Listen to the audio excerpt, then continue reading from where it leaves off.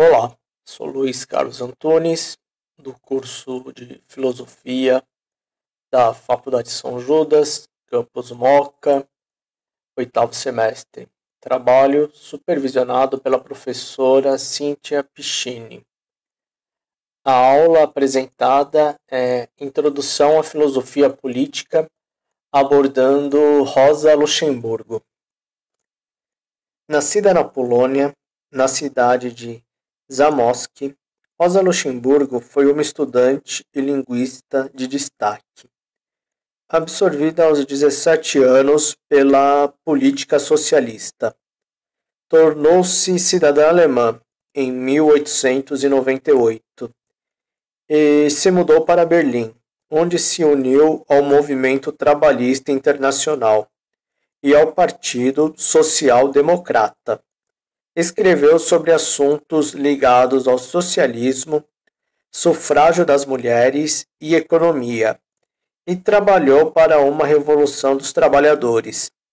Encontrou-se com Lenin em 1907, numa conferência dos sociais-democratas russos em Londres.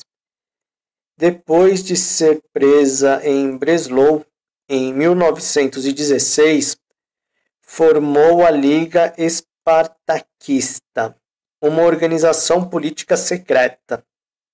Em janeiro de 1919, durante atividades revolucionárias em Berlim, a Rosa Luxemburgo foi perseguida e morta por oficiais do exército. Suas principais obras, Questões de Organização, Greve de Massas, a acumulação de capital.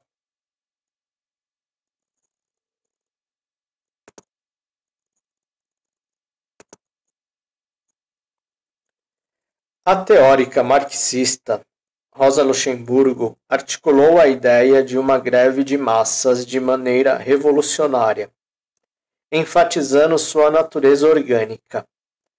Ela considerava tanto as greves gerais políticas quanto as econômicas como as ferramentas mais importantes na luta pelo poder dos trabalhadores.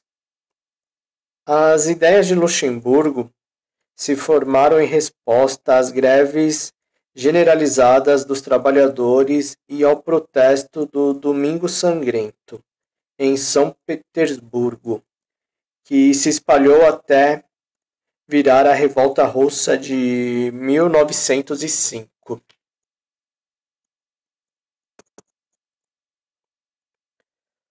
Uma revolução social. Marx e Engels imaginaram que uma greve de massas do proletariado seria liderada por uma vanguarda profissional fora ou acima da classe trabalhadora, enquanto que, para os teóricos anarquistas, a revolução seria inflamada por atos extraordinários de destruição e propagação. Para Luxemburgo, nenhuma dessas duas ideias representavam o jeito certo de entender ou facilitar a greve de massas. Em vez disso, ela via muitas dinâmicas diferentes operando juntas numa revolução social. Em sua obra Dialéctica, Luxemburgo explicou que a organização política se desenvolveria naturalmente, já que os trabalhadores haviam aprendido a lição ao participar de greves por melhores salários e, mais tarde, para fins políticos. A revolução seria autoexplicativa às massas participantes. Ela acreditava que os líderes não deveriam ser nada além da corporificação consciente dos sentimentos e ambições das massas, e que as greves dessas trariam uma nova forma de socialismo.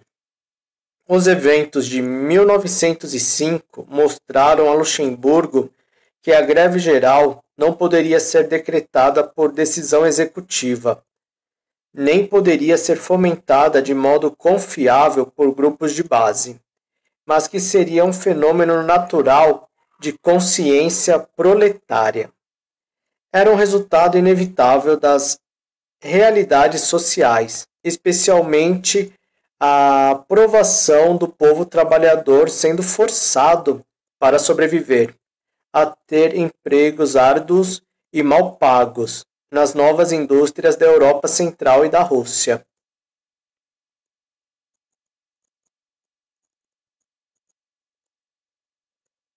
Uma frase aqui da Rosa. A greve de massas é simplesmente a forma de luta revolucionária em um dado momento.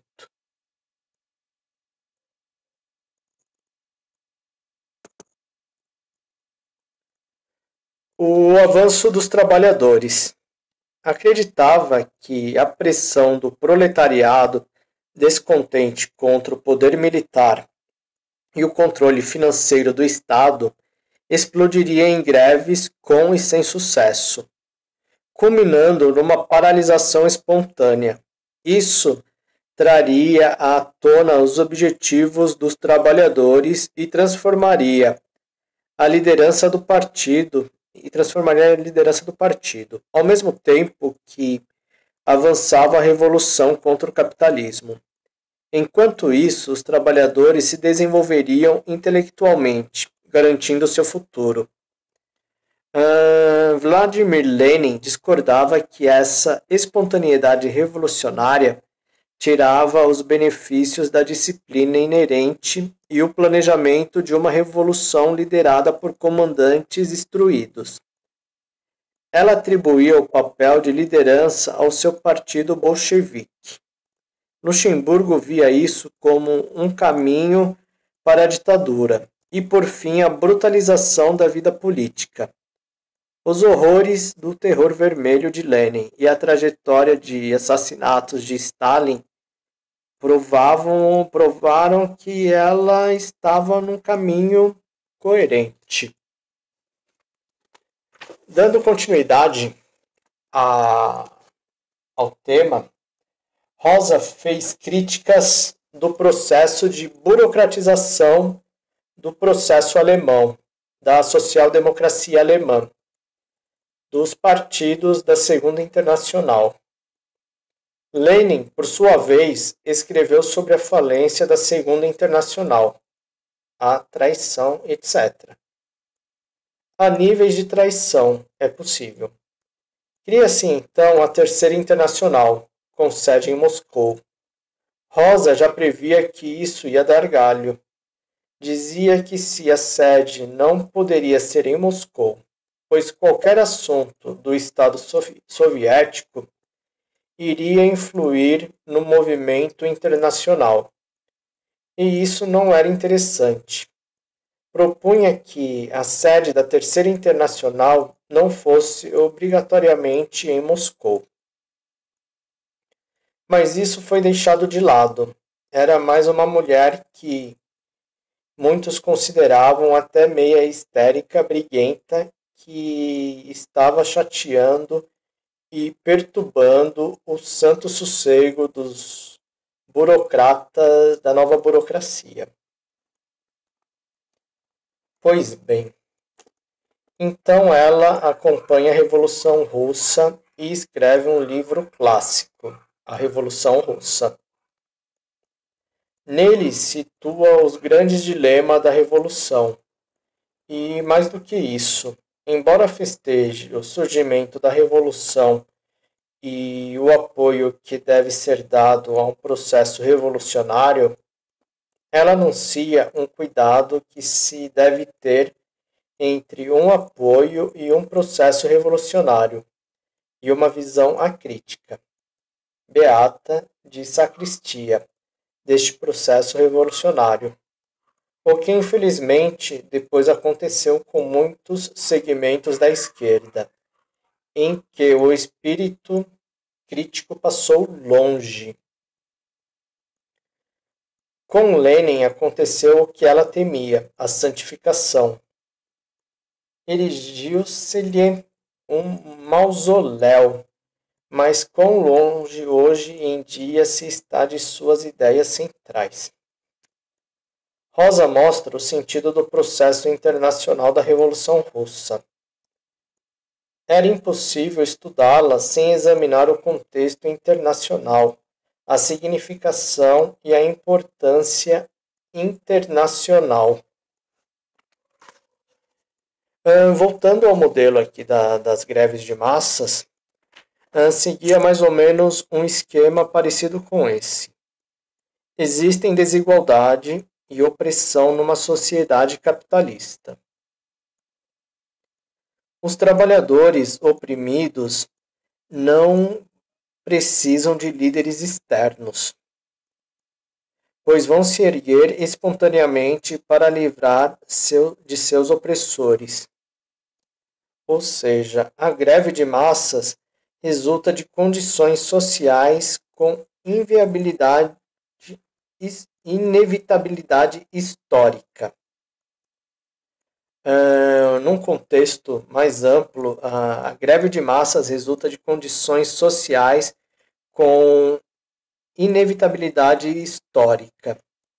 É esse que é o caminho que a Rosa Luxemburgo ela coloca nesse processo da greve de massas e as condições sociais históricas para que isso aconteça, né? É importante destacar que a Rosa Luxemburgo é uma das mais importantes pensadoras, mulheres, né? Entre mulheres e entre homens, da questão revolucionária e uma grande estudiosa do marxismo.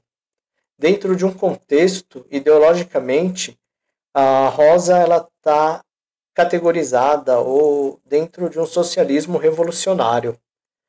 Ela tem um foco muito forte na sua teoria na greve de massas, como a gente abordou agora há pouco, e fazendo também aqui uma linha histórica sobre esse pensamento, sobre o pensamento revolucionário e o poder das greves, né? Antes de Rosa, vamos lá nessa linha histórica aqui bem rápida, bem breve. Em 1826, a primeira greve geral no Reino Unido é declarada em resposta à tentativa dos donos das minas de reduzir o salário dos trabalhadores. Pois bem, em 1848, Karl Marx teoriza no Manifesto do Partido Comunista que a revolução e a mudança histórica são o resultado do conflito de classes entre os dominantes e os dominados.